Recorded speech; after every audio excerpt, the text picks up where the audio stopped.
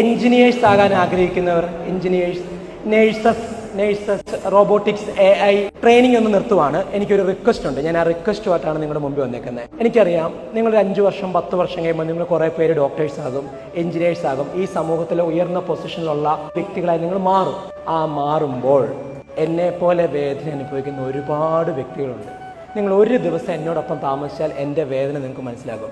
ഈ കാലും വെച്ചുകൊണ്ട്, നല്ല വെയിറ്റ് ഈ കാല്, ഇതും വെച്ചുകൊണ്ട് നടക്കുക അത്ര എളുപ്പമല്ല. എനിക്കൊരു ഗ്യാപ്പ് കിട്ടിയാൽ ആ നിമിഷം ഞാൻ കാലൂരി വെക്കും കാറ്റ് കൊള്ളിക്കാനായിട്ട്, അല്ലെങ്കിൽ ഇത് പൊട്ടുപടിയുന്നു. ഈ കൈ അത്ര കംഫർട്ടബിൾ അല്ല. എനിക്ക് ആഗ്രഹമുണ്ട് എന്നെങ്കിലും മറ്റൊരു ഹ്യൂമൻ്റെ കാല് എനിക്ക് ട്രാൻസ്പ്ലാന്റ് ചെയ്ത് പഴയ പോലെ നടക്കണമെന്ന്, കൈ വെച്ച് നടക്കണമെന്ന്. എന്നെപ്പോലെ അതുപോലെ ആഗ്രഹിക്കുന്ന ഒത്തിരി പേരുണ്ട്. ജീവിതത്തിൽ എഴുന്നേറ്റ് നടക്കാൻ കൊതിക്കുന്ന കുറേ പിള്ളേരുണ്ട്. പലവിധ അസുഖങ്ങളെ വിഷമിക്കുന്ന ഒരുപാട് ആൾക്കാരുണ്ട്. ഇവർക്കുള്ള പരിഹാരം നൽകാൻ സാധിക്കുന്നത് നിങ്ങളെപ്പോലെ കഴിവുള്ള ഡോക്ടേഴ്സും റോബോട്ടിക് എഞ്ചിനീയറും വരുമ്പോഴാണ്. അത് സായിപ്പ് ചെയ്യാൻ വേണ്ടി നോക്കി നിൽക്കാനല്ല ഞങ്ങൾ ആഗ്രഹിക്കുന്നത്. നമ്മുടെ നാട്ടിലെ നിങ്ങളെപ്പോലെയുള്ളവർ അതിനുവേണ്ടി ഇറങ്ങി തിരിച്ചാൽ ഈ നാട്ടിൽ വേദനിക്കുന്ന ഒത്തിരി പേർക്ക് പ്രതീക്ഷ നൽകാൻ സാധിക്കും. നിങ്ങൾ ഡോക്ടർ ആകുന്നതിനപ്പുറം ആ ഡോക്ടറായിട്ട് എന്ത് ചെയ്യണം എന്നതിനെ കുറിച്ച് ചിന്തിക്കുക. റോബോട്ടിക് എഞ്ചിനീയർ ആയ ശേഷം എന്ത് ചെയ്യണം എന്ന് ചിന്തിക്കുക. ഒരു സംരംഭകനായതിനു ശേഷം എത്ര കുടുംബങ്ങളിൽ തൊഴിൽ കൊടുക്കണം എന്ന് ചിന്തിക്കുക. ഒരു കർഷകനായി ജൈവ കൃഷിയിലൂടെ മാറ്റങ്ങൾ സൃഷ്ടിക്കാമെന്ന് ചിന്തിക്കുക.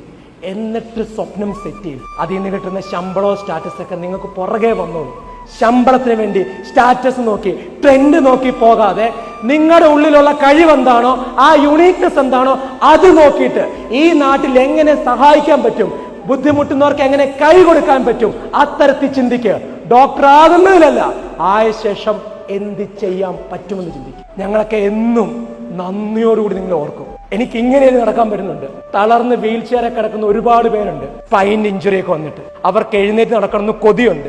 ജീവിതകാലം മുഴുവൻ വീൽ ചെയറല്ല. അങ്ങനെയുള്ളവരെ നടത്തുവാൻ എന്തെങ്കിലും നമുക്ക് ചെയ്യാൻ പറ്റുമോ? ചില അസുഖങ്ങൾ നേരത്തെ നമുക്ക് ഡിറ്റക്ട് ചെയ്യാൻ പറ്റുമോ? ഇതെല്ലാം എന്തിനാ സായിപ്പിന് വിട്ടുകൊടുക്കുന്നത്? നിങ്ങളുടെ കഴിവ് അതിനുവേണ്ടി വേണം.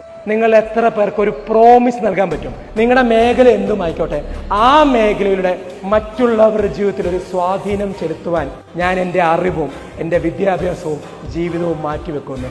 Please raise your hand. That's awesome. ഞങ്ങൾക്ക് നൽകുന്ന പ്രതീക്ഷ എത്ര വലുതാണെന്നറിയോ? Thank you so much. Thank U.